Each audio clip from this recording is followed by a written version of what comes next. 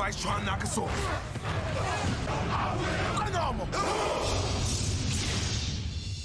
Under Armour is one of the world's most popular sports equipment companies. Founded in 1966 by a college football player, Kevin Plank, the brand has since then remained an American favorite when it comes to sports apparel. Currently, the brand's net worth is around $6.71 billion, giving competition to names like Nike and Adidas. Plank was only 24 when he came up with his brand's revolutionary new microfiber moisture-wicking fabric. Through this, he turned sweat into a billion-dollar business that's still up and running today. This is the story of Under Armour.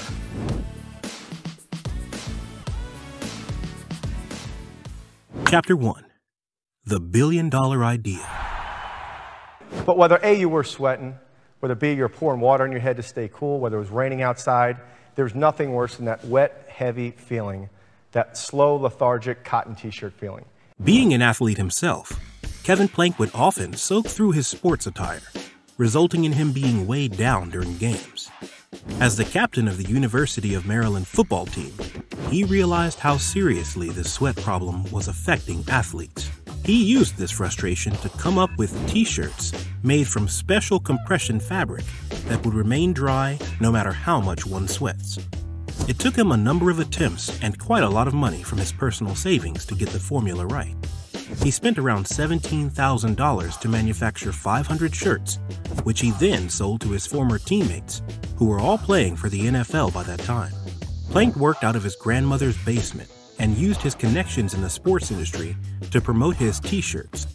Throughout college, he managed to sell $20,000 worth of t-shirts, with athletes like Barry Bonds also becoming regular customers of the brand that went on to be called Under Armour. However, after the first year of selling t-shirts, Plank went broke because of a lack of profits. Then, he made his first sale to Georgia Tech for about $17,000. 24 NFL teams soon followed suit. At the end of his second year, he had sold $100,000 in product, hence helping the business take off. Chapter 2. Strategizing. Plank's initial business strategy was through word of mouth. He wanted Under Armour to be exclusive to athletes in the sports industry, hence creating more hype around the brand. He started off by pitching his shirts to sportsmen, and if they were interested, Plank would send them free samples, letting his product do all the talking. This is how he infiltrated into Georgia Tech, with all of the team's players switching over to Under Armour for their games. They were followed by the Atlanta Falcons, the New York Giants, and the Miami Dolphins. The Dolphins specially helped Plank a lot because their match was televised on national TV, which helped bring Under Armour out into the public. And speaking of media attention, the brand reached a huge milestone when they were asked to design uniforms for Oliver Stone's iconic sports film, Any Given Sunday.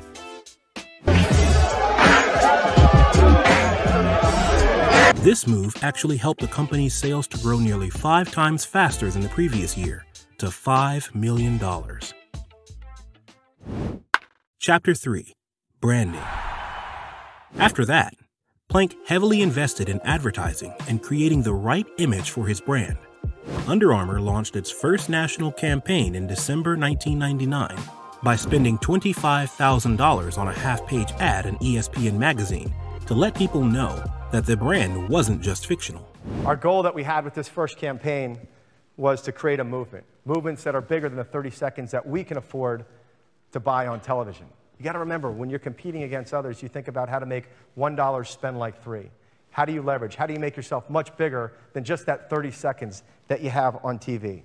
Initially, they did their advertising in-house, but then Plank brought external agencies on board to widen the brand's horizons. The marketing for Under Armour has been a huge part of the brand's success. All of its campaigns reflect the company's core values, which is something that customers appreciate. With their great products and a strong point of view, Under Armour managed to build strong foundations with their brand. Around 2002, around 2,500 retail stores all over the state started carrying the brand, head-to-head with the biggest names in the sportswear industry.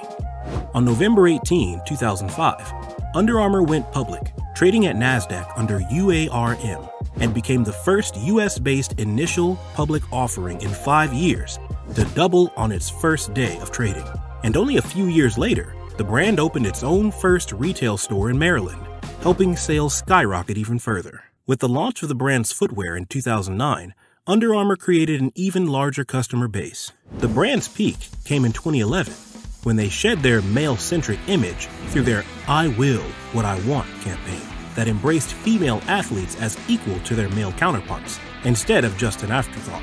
They created practical sportswear for women and marketed as such, instead of trying gimmicks to win over their female fan base. This campaign featured women like Lindsey Vonn, Gisele Bündchen, and Misty Copeland, focusing on their strengths and how they overcame personal adversities.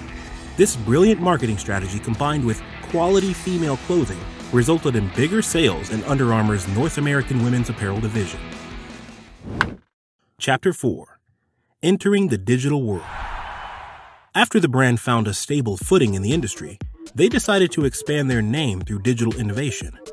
After years of creating sweat-proof products, Under Armour decided to put their knowledge of their customer base towards something new. In 2013, they acquired 3 apps, including MapMyFitness for tracking health, fitness, and nutrition, and turned themselves into a digital sports company. Plank didn't just go digital for the sake of it. Instead, he waited and strategized to see whether this was a viable future plan for his company. And it worked. The brand's digital worked through connecting athletes' devices and daily apparel, deciphering the data, and providing actionable insights to produce better and healthier performers. I believe the companies that will make it are the companies that are somehow using and found a way to curate and find data and use it to their advantage to help them with the decisions that they're making. Like, our belief is that data is effectively the new oil. At the same time, the brand launched an internship program that made use of social media for people to apply. The contest drew more than 10,000 inquiries and over 5,000 applications on Facebook and Twitter. This was such a huge success that the brand went on to conduct this internship contest every year after that. Chapter 5: What the Future Holds for Under Armour. As of now, Under Armour has been in the sportswear industry for over 21 years, with a steady revenue generation since its inception. The brand currently has about 5,900 employees and makes over $1.83 billion in yearly retail sales. Athletes like Tom Brady and Stephen Curry swear by Under Armour's sweat-proof apparel, which has only helped the brand retain its relevance through its products and smart advertising strategies. Plank managed to turn a small idea into a billion-dollar business by making sure that he delivered exactly what the customers wanted. Through personal experience, he identified a problem that athletes faced and worked towards solving it.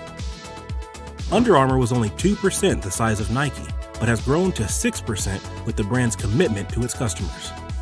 As far as the future is concerned, Under Armour has managed to retain its brand identity even during the rocky economic conditions of this year.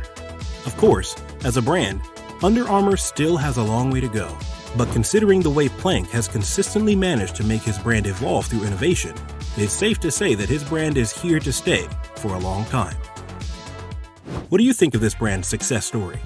Let us know in the comments below. Don't forget to like this video and subscribe to the channel if you want to see more. We'll see you next time.